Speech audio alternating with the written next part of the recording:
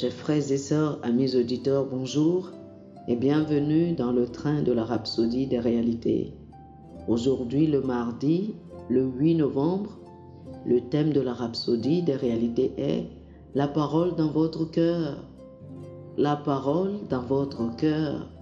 Marc chapitre 4, versets 14 et 15 est notre verset d'ouverture. Marc chapitre 4, versets 14 et 15. La Bible nous dit « Le semeur sème la parole. Les uns sont le long du chemin où la parole est semée. Quand ils l'ont entendue, aussitôt Satan vient et enlève la parole qui a été semée en eux. » Le pasteur Christ nous dit que chaque fois que vous recevez la parole de Dieu dans votre cœur, les forces des ténèbres, connaissant la puissance de la parole, viennent aussitôt tenter de la voler de votre cœur. C'est ce que le Seigneur Jésus a mis en lumière dans la parabole du semeur. Cela explique pourquoi certaines personnes entendent la parole et ne la comprennent pas. Elles ont du mal à comprendre pourquoi, juste après avoir reçu une merveilleuse prophétie, tout l'enfer semble se déchaîner contre eux. C'est parce que Satan fera tout pour voler la parole de leur cœur.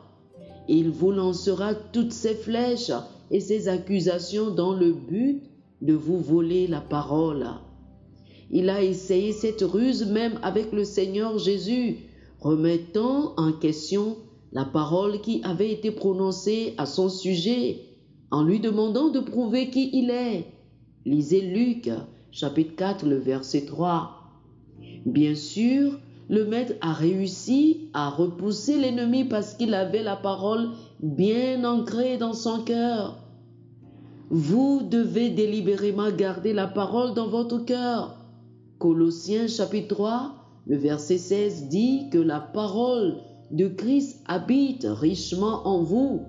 Cela signifie que vous devez laisser la parole s'installer et prendre racine dans votre cœur.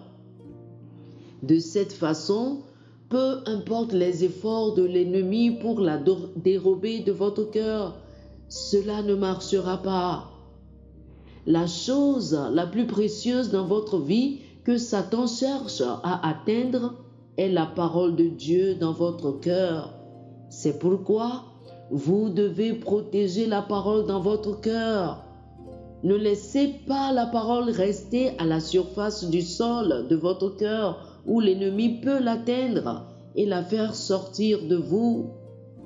Enfoncez-la profondément dans votre esprit par la méditation et la prière en d'autres langues.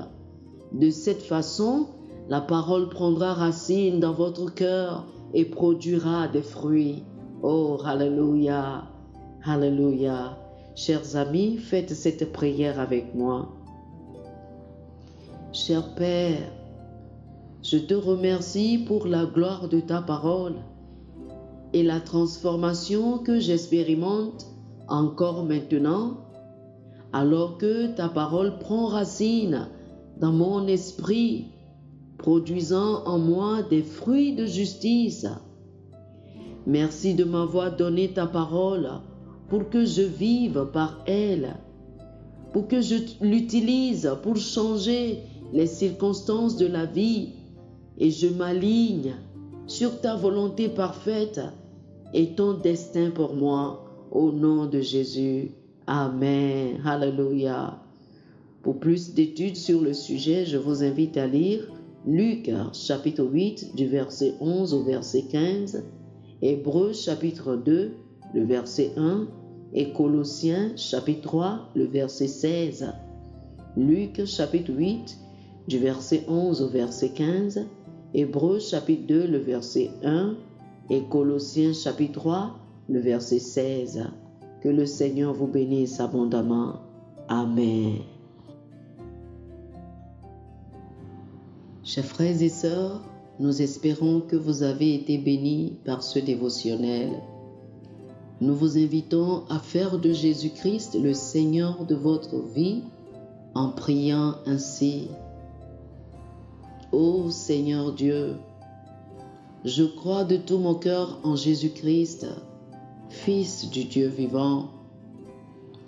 Je crois qu'il est mort pour moi et Dieu l'a ressuscité des morts. Je crois qu'il est vivant aujourd'hui.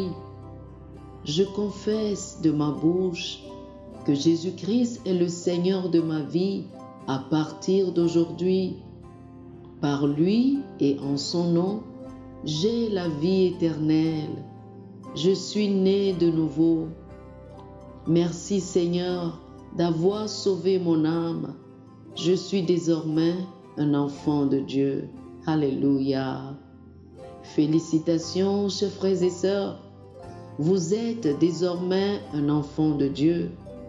Pour recevoir plus d'informations sur comment vous pouvez grandir en tant que chrétien, ou plus pour avoir une copie de la Rhapsodie des réalités, une copie physique ou une copie électronique de ce dévotionnel, veuillez nous appeler sur le 00 228 91 74 69 79 00 228 91 74 69 79. Que le Seigneur vous bénisse abondamment. Amen.